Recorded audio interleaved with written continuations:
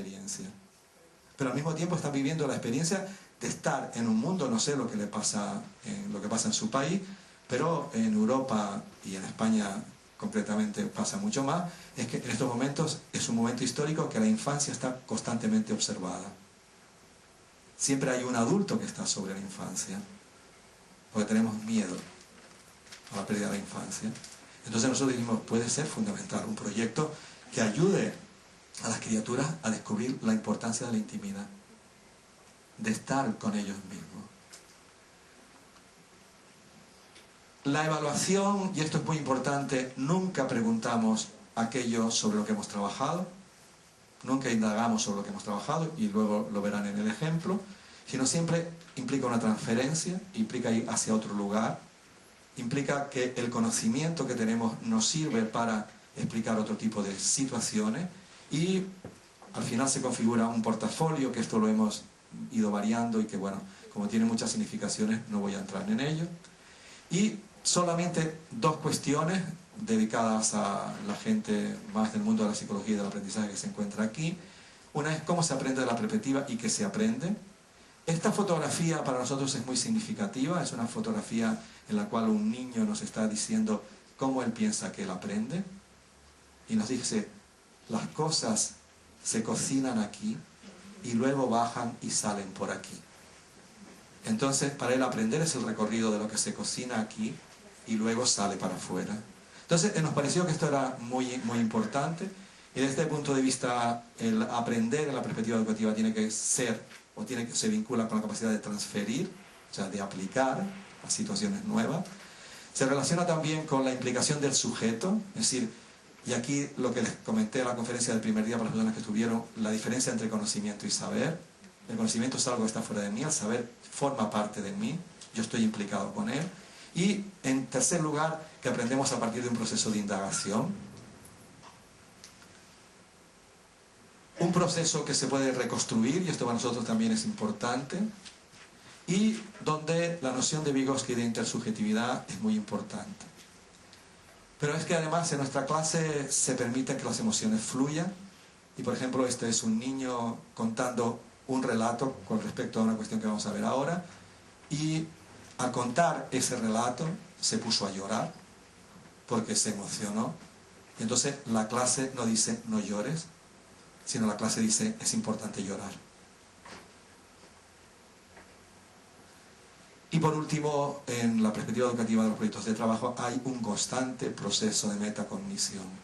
Hay un proceso constante de qué significa esto, qué significa para nosotros, con qué lo relacionamos, qué es lo que ha pasado en la clase, de qué hemos hablado, cómo damos cuenta de lo que hemos hecho, etc. Entonces esto está muy presente en nuestra forma de trabajo, y recientemente, hace 4 años, hemos incorporado, por eso digo que es algo que no se cosifica, es algo que se va llenando, una manera diferente de programar. Es decir, cuando las autoridades nos piden nuestras programaciones, nosotros siempre las ofrecemos cuando el proyecto acaba, no las ofrecemos antes porque no sabemos qué es lo que va a suceder. Pero actualmente nosotros sí que, y esto lo vamos a ver ejemplificado, usamos esta perspectiva australiana de Learning by Design, porque nosotros consideramos estos 4 componentes esenciales dentro de un proceso de aprendizaje. El primer componente tiene que ver con lo que podríamos llamar los contenidos experienciales, y los contenidos experienciales se relacionan con qué voy o qué aprendo de mí mismo y de los otros. Y esto es muy importante. Creo que se los dije el primer día, cuando acabe la sesión de esta mañana, si ustedes no se llevan nada de sí mismos, si no dejan nada de sí mismos, simplemente han estado en una sesión de trabajo con Fernando Hernández, pero no les sirve para nada. No sé, con las criaturas pasa exactamente lo mismo. O sea, si no aprenden de sí mismos, es muy difícil que se produzca un proceso significativo, no significativo cognitivamente, sino significativo experiencialmente. En tercer lugar, es objetivos conceptuales. Esto no tiene nada que ver, en principio, con una planificación curricular pedagógica o psicopedagógica, sino la idea sobre qué vamos a pensar en el aula. Y sobre qué vamos a pensar que no habíamos pensado, y sobre qué vamos a pensar que habíamos pensado, pero lo vamos a pensar de otra manera.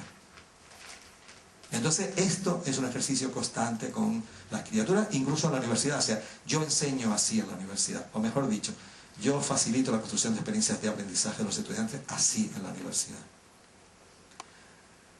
Luego, lo que serían objetivos conectivos, es decir, qué viajes vamos a hacer, qué relaciones vamos a establecer, por qué ámbitos disciplinares y de saberes vamos a viajar.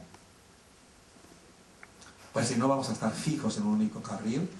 Y luego prácticos, y esto para nosotros es fundamental, porque la mayoría de las cosas que se aprenden en la escuela acaban dentro de la sala de aula, acaban en el papel. Y nosotros pensamos que para aprender con sentido hay que llevar fuera lo que hemos aprendido. Y aquí los múltiples alfabetismos son fundamentales. O sea, tenemos que ser capaces de contar la historia de nuestro proyecto y contárselas a otros en formas de exposiciones, en formas de relatos, en formas de narraciones, en formas de PowerPoints, en formas de algo que permita a los otros compartir. Y entonces, aplicando esto, y lo que les voy a contar ahora en esta primera parte es una sesión de 1 hora de trabajo. O sea, no piensen que son 6 meses haciendo la programación, es 1 hora de trabajo. Nos reunimos con las maestras cuando decidimos que Fragonard podría ser interesante, aunque ellos no sabían quién era Fragonard, se fiaron de mí. Y entonces, bueno, la pregunta es, ¿y qué podemos aprender con Fragonard? ¿Qué podemos aprender a partir de Fragonard? Y entonces aquí nosotros tenemos muy claro que esto es una hipótesis que los adultos establecemos, pero que somos lo suficientemente flexibles como para saber si esa hipótesis no conecta con el grupo, desestimarla. Porque no la vamos a imponer al grupo. Porque si la imponemos al grupo no vamos a conectar con su experiencia. Y por lo tanto ellos nos van a seguir porque son buena gente, pero no se va a producir esa magia que nosotros buscamos que tenga lugar en el aula. Y entonces hicimos una lluvia de ideas entre nosotros. Por ejemplo, hubo una maestra que dijo, mira, pues podríamos trabajar el tema del vestuario, de la ropa, ¿no? Porque es muy importante en esta época. U otra dijo, mira, cómo se hacen todas las cosas con mucho detalle, ¿no? El tema de la observación. O una recordó de otro proyecto que, claro, que el siglo XVIII también es el siglo de los viajes, de los viajes por el mundo, pero también de los viajes que hacían los caballeros como parte de su ritual de iniciación, antes de incorporarse dentro de su estamento y demás. O la influencia de los otros, es decir, quién influye en Fragonard y en su manera de pintar, en su manera de construir la realidad. O alguien dijo, mira, es curioso, en Fragonard hay diferentes cuadros donde se ve a alguien leyendo, ¿no? Y esto quiere algo decir. O incluso alguien recordó, la época de Fragonard no es la época de aquella película de las amistades peligrosas. Ah, sí, claro, que lo es. Pues podríamos hablar de los triángulos amorosos. Entonces alguien dijo, bueno, los triángulos amorosos con criaturas de 7 años y tal. Y entonces otro dijo, no, pero a los 7 años ya tienen auténticos dramas románticos. No me quiere, quiere al otro. Pues a lo mejor puede ser un espacio. Y incluso alguien dijo, ¿y si abordásemos la cuestión de la intimidad? ¿Cómo la intimidad?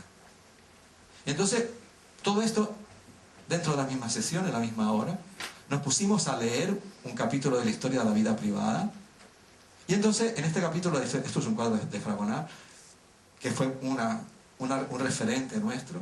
Y entonces nos comenzamos a dar cuenta que el siglo XVIII es el siglo de la intimidad. Es el siglo donde en la historia de Occidente el individuo comienza a pensarse como individuo, comienza a dejar de pensarse como parte de un grupo, como parte de una colectividad, y por decirlo en términos contemporáneos, comienza a tener conciencia de sí. Y esta conciencia de sí se despliega, por ejemplo, por la lectura en silencio, porque hasta ese momento la lectura siempre era pública, la lectura siempre era en voz alta o en la iglesia o frente a los notarios.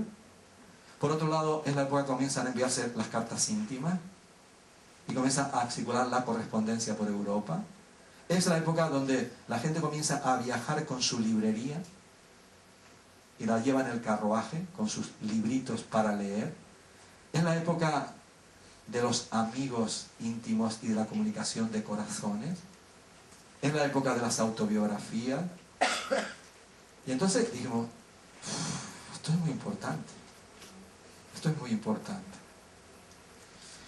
Pero se acabó nuestro encuentro.